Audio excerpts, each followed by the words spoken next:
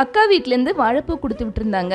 இன்னைக்கு அதை வச்சு சூப்பராக பொரியல் பண்ணலாம்னு நினச்சேன். பொதுவாக வீட்டில் வாழைப்பூ பொரியல்னாலே எல்லாருக்கும் ரொம்ப பிடிக்கும். ஏன்னா இது முட்டை பொரியல் மாதிரியே இருக்கும். ஆனால் டேஸ்ட்டில் அதை விட சூப்பராக இருக்கும். வாழைப்பூவை சுத்தம் பண்ணுறது தான் கொஞ்சம் கஷ்டம். மற்றபடி இந்த பொரியல் பண்ணுறது ரொம்ப ஈஸி.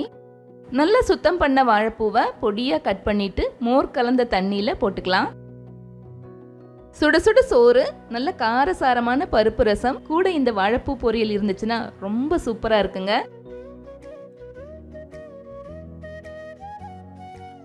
கடுகு கருவேப்பிலை தாளிச்சதும் நிறைய சின்ன வெங்காயம் சேர்த்து வதக்கிட்டு கொஞ்சமாக மஞ்சத்தூள் சேர்த்து நம்ம ஏற்கனவே சுத்தம் பண்ண வாழைப்பூவோட வேக வைக்கலாம். வேக வைக்கும் போது தேவையான உப்பையும் சேர்த்து வேக வச்சுக்கலாம். இது வேகிற டைம்ல காரத்துக்கு 4-5 காஞ்ச மிளகாய், 2-3 பல் பூண்டு, அரை மூடி தேங்காய் துருவல், தண்ணி எதுவும் சேர்க்காம கொரன்னு அரைச்சு எடுத்துக்கலாம். தேங்காய் சேர்த்து 2 நிமிஷத்துல அருமையான வாழைப்பூ பொரியல் ரெடி ஆயிரும்.